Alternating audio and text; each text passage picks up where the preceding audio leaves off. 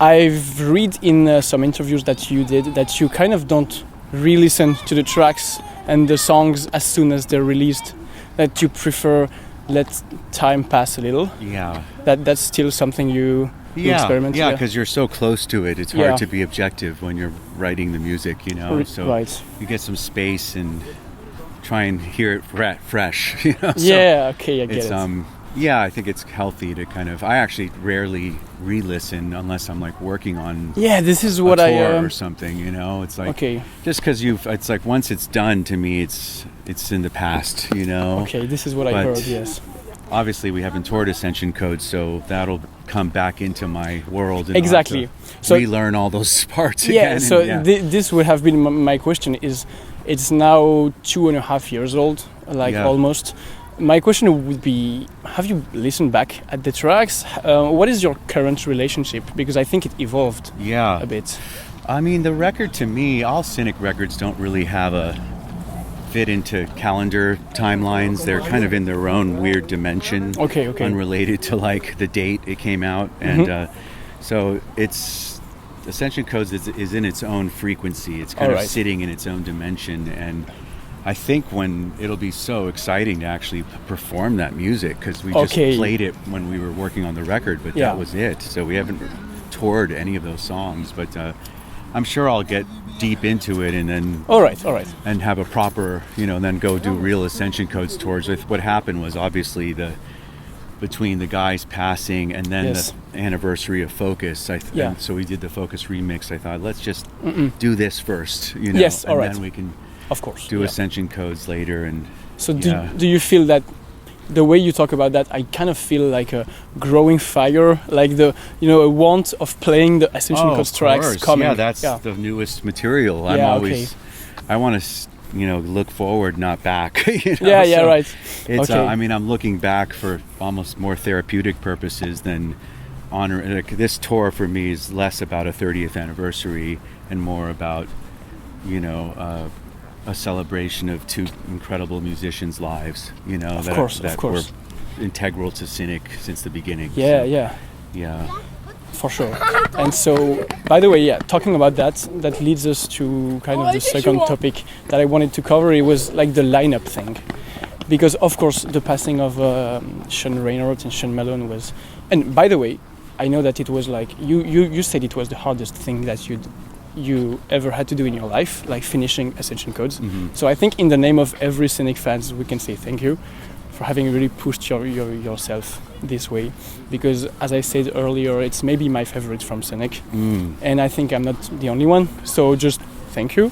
And of course, so related to these losses, I'm wondering what is your current vision about Cynic's lineup? Like, I know that Matt Lynch has been the man for like 10 years now. Yeah. So, but regarding Dave, are you planning to tour with him at some point? Are you planning to go back to a bass player or even go back to a fixed lineup or not? I don't know. Yeah, I mean, these guys feel great. Brandon's been touring with us since longer than even Lynch, Oh, that's right. Yeah, I'm stupid. Right. Brandon was with us back in, I met him on the Traced in Air tour. Yeah, right. And because he was with the Faceless, and so he's been around for a long time. He did some tours for Carbon and Retraced and all that stuff, and he even knew Malone, so there's a connection there. Okay. And then Gilbert is the second guitar now. Yeah. We've had Max for the last couple tours, who's growling Max and singing. Phelps, yeah. But Max has gotten busy with other projects like DTA and all that stuff. Yes. And I've been in touch with Gilbert for a while through mutual friends. He's also from California, and he's like a real, he's a monster. Briac knows it. And he plays. Yeah, he's a big fan of his band. Savior, Yeah. And his playing, the way he articulates Cynic's music is really beautiful. Like it's incredibly. Yeah, he does it so beautifully. It's like it's really. I have no notes for him. I'm just like you're just amazing. Yeah, it's really amazing. So I'm really. It's nice to have him around. And have that as a second guitar player energy. I mean, Max is has a double weapon too because he can growl. Yes. But this I think we'll see what happens. I mean, obviously, if we did ascension codes and anything really post-focus, I mean, we can get away without growls, you know. Exactly. Like, so it's we could have some, but it's kind of like it's not a absolutely necessary thing. Okay. Yeah. Yes, I was talking about. I was thinking about that also because I know you worked with Timon Kradenir. Yeah. From Exiviews and stuff, and so it was the same role, you know, the like second guitar and growls. Yep. So this is a good question, actually. Like, do you see the same formula with the growls for the future or not particularly? I don't know. Yeah. I Okay. mean, obviously, it hasn't been on any records really. I mean, little moments of things, even like Mythical Serpents had Max do something. Yeah. But other than that, it's like, and Max did some growly things on Ascension that are more like, I call it holographic mixing because it's very subtle and it's panned. Okay. So it's constantly moving. It doesn't feel like it's direct. It's more of this weird kind of distant growl. Yeah. But more of a texture than like a direct voice. But I don't know. Maybe. I mean, who knows? Maybe I'll make a brutal extreme tech death album. I don't know. I mean, right now we never know. Yeah, you never know. Yeah. It's where the muse will take you. That's right. But and especially regarding the presence of Dave McKay that I discovered thanks to Ascension Codes, and I fell in love with like his playing. He's great. Like the synth keys, like textures, soundscaping, and also like the crazy bass lines. So I was actually wondering if a future tour with him with something possible. It's possible. Okay. Yeah, we stay in touch. Okay. He's a good friend. He's actively doing a lot of big pop kind of gigs now. Yeah. Okay. So who knows? Wow, what a man. If he'll be available. But on Ascension Codes, really what he did was the Moog, the bass stuff, and then like some keyboard solos, but all that textural stuff was all guitar synth and things I did. Okay. And that you did. Yeah. Not synth that he did. No. Yeah. Oh, he was I thought just it was the bass. a bit the other. Yeah.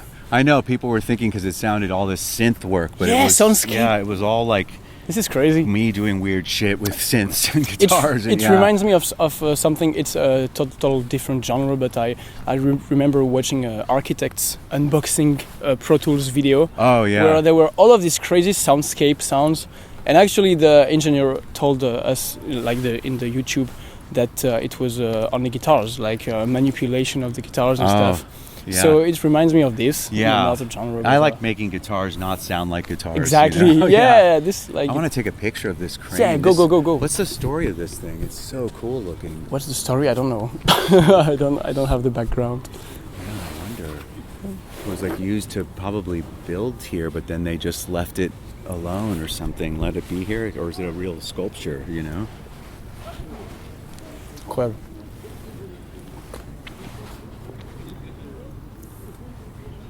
Sa bière est ouverte dans son sac. Et ça c'est beau. Ça c'est beau. I have a friend in LA, one of my good friends who's a artist. He does mostly painting and stuff, but he'll incorporate things like this with like organic elements, like paint them, and it's just really cool. And, so you're going to... I'm going to send him stuff. Yeah, amazing. Yeah, I don't even know. I'm glad you talked about it. I mean, it's just kind of crazy structure. Yeah. It's like, what is that thing? Yeah, just like it just drops from the skies. I don't know. Okay, amazing. And how did you get in contact with Matt? Because personally, that I discovered him with Richard Henschel. Oh yeah. Like the solo project. That stuff, yeah. The Cocoon, yes, exactly. And I discovered him like that, and later I heard Humanoid. Oh yeah. And so I was like, amazing. I met him through a mutual friend of ours, this guy Dan Briggs. I don't know if you know him. He plays bass with BT Bam. BT Bam? Between the Beard and Me. Oh yeah, this is what I was talking about. Amazing. So him and Dan, the bass player, are good friends, and they have some projects together. Wow. So when the whole thing happened with Sean, Dan, called me and was like, I think I have somebody for you. Okay. So yeah. Okay, amazing. It was cool, yeah. He looks like the nicest guy on the planet. He's so sweet, yeah. So chill and sweet, yeah. Amazing, all right. And I don't know, like maybe to finish our it's a whole different topic, but I wanted to talk about something where I feel you're the right person to be asked, is what do you think about the mentalities in the metal community? Like, especially regarding homophobia, misogyny, virilism, you know. I'm younger, and also I'm not... Should we go this way, by the way? This way, it's cool. And I'm not, you know, I'm less concerned and stuff. And so I don't have your recul, I don't know how to say it, but I feel your vision. Your vision. Your vision, maybe your own interpretation of... exactly. Of like the... Well, I'd be curious to get your guys, because for me...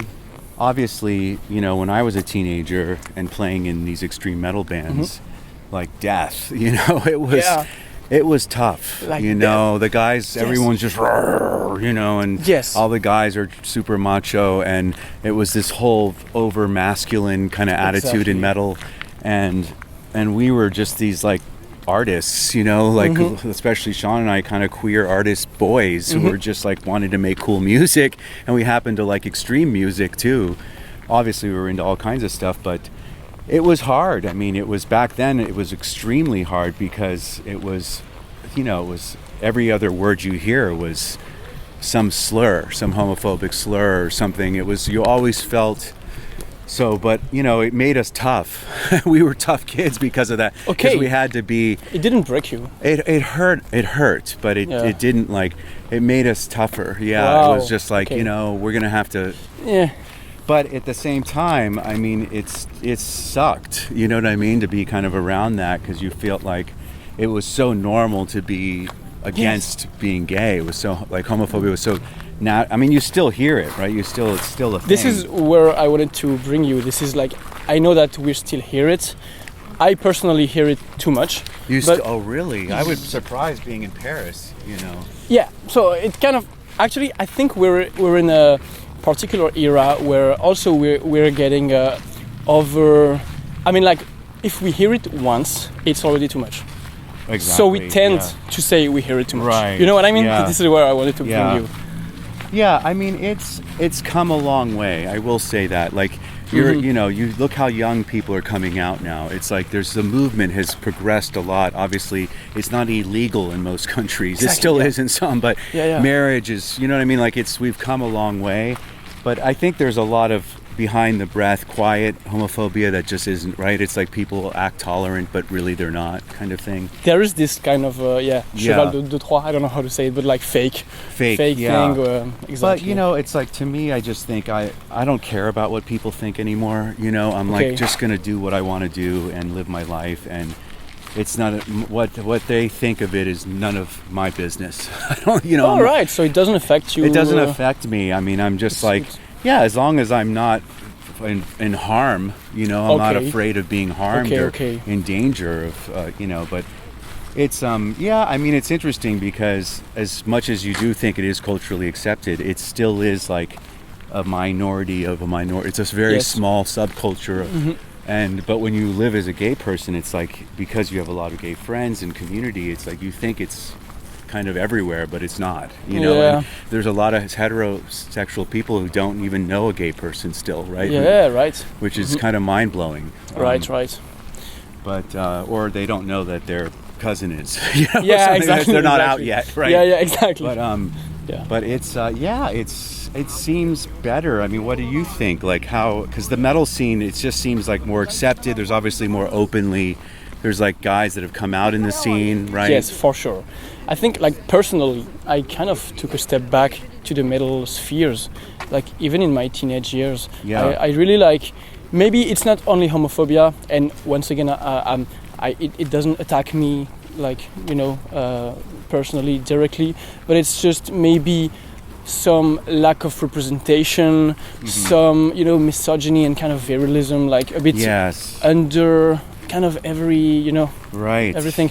So it kind of affected me in a way, and I have to say that I always felt like outsider to the metal community. Welcome to the club. Okay. That's how we've always felt. And I see it in like Cynic's whole life, for sure. Yeah, we never fit in, you know. Never fit in. And on that topic, I really think that a lot of people changed their mind, or say that, because I really feel that in the early Cynic's life, you were kind of really outsiders, and like a lot of people like trash talked you, and the more you evolved, the more people started to be, oh my god, amazing, I was there since the beginning and right, stuff. Of course. Yeah, okay, oh, yeah. Yeah, there's all these people that have, oh, I loved Focus. Yeah, exactly. It's like, where were you back then? I mean, and I'm grateful that people have come around, because that record, it was hard when it came out. It wasn't liked mostly. Really? And, it was just like, I remember even when we were trying to get all this old reviews when we were doing Refocus. Yes.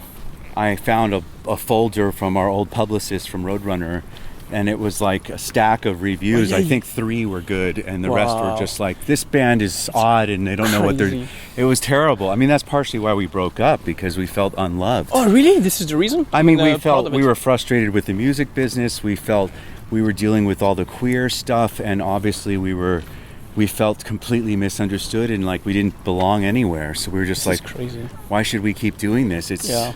It was just like we kind of were heartbroken, you know? I feel like in this way, like when you talk about this whole situation, it definitely changed. I feel like it, like today, like I don't know how to say it in English, but the truth has been like rétabli. I don't know how to say it. I don't know if I know what you mean. Reestablished, yes. Yeah, and also like I think people's ears have evolved. Exactly, yes. And there's just a more of a acceptance and understanding of more kind of complex harmony and music. Exactly. And I think it's just gotten more evolved. Like the old days of the extreme metal scene were very caveman. It was just like primitive, brutal, extreme, and if you did anything other that involved too much melody or harmony or sophistication, it was like you didn't belong, you know. And now it's like, I mean, it's crazy. It's like almost like tech death is trendy or something. Yeah, I don't know. I never thought I would say that, but it's like it's having a moment. Imagine in '92. I know. I mean, oh, you're so much in the trends. Yeah. Cynic is like copycats. Oh my god. Yeah, it's kind of blows my mind. It's so cool to see that though, because it's raised the bar. I mean, obviously musicians are getting better at a younger age thanks to YouTube and everything. They're learning. I mean, it's crazy how sophisticated young musicians are now. Yeah, but you really opened the door, because like all of what you just said to me is really like the topic of avant-garde in music. It's like there are people that do something that has never, or like not in this way, had been done before. Everybody trash talks, everybody, and especially in the metal community, once again, like the gatekeeping is big. Yes. And like everybody looking at each other and stuff. I know. Yeah. You know, yeah. Oh yeah. I mean, that's just, and we never felt like we were in competition. Music has never been a competition for us. It's our job was like, we just want to make something original and fresh and honest. And this is, we ended up making record music like this because it was our intention to just write interesting music, you know, that had something to say. And we were also trying to survive. We all came from pretty rough childhoods, so like the music was a place to put all of our pain and suffering, and we were pouring out, we were working through all our things through that music, and it made us more intense as musicians. We were just like, we want to be really, you know. This is true. This is like, I read an interview where you were talking about personal rebellion by the guitar and the music. Like you said that you didn't really had a rebellion to do regarding your mother and stuff. Because no, there was none of that. I had a pretty cool, you know, family. Everyone was fine. But it was definitely like internally there was, you know, and societally, and there was stuff, you know, there was obviously, you know, even within my own family, obviously, but it's like, you know, I feel like for me, music is always, you know, it's like, it doesn't mean anything unless you have something to say. It's easy to pick it up as a hobby, but it's like, it becomes something, it becomes art when you really have a point of view. And you offer something, you really try and bring something to the table, you know? Do you think it has to be like precise, or can it be abstract, or? It can be anything, it doesn't, there's no rules, right? It's art, right. I mean, it's like... Exactly. Yeah. Okay, amazing. I think we kind of have it all. I mean, it was like the 3 main topics I wanted to cover, so And actually, I don't want to take you too much time. I know we're getting back at the venue, so. T'as l'heure à ouvrir ou pas? 45, 45, okay. So it's quarter to 9. Okay. We're okay, nice. On peut parler tranquillement après. Yeah. Yeah, actually, maybe for the video, it can be enough. I don't know if you want to add something that we're... Yeah, I was trying to think of something that... Oh, okay. It was a point I was trying to make, and I can't remember now, but... What? Okay, maybe we can just like sit somewhere. Yeah, we can and do just that. like, yeah. Vas-y, tu peux couper. Merci. Au revoir. Goodbye the video.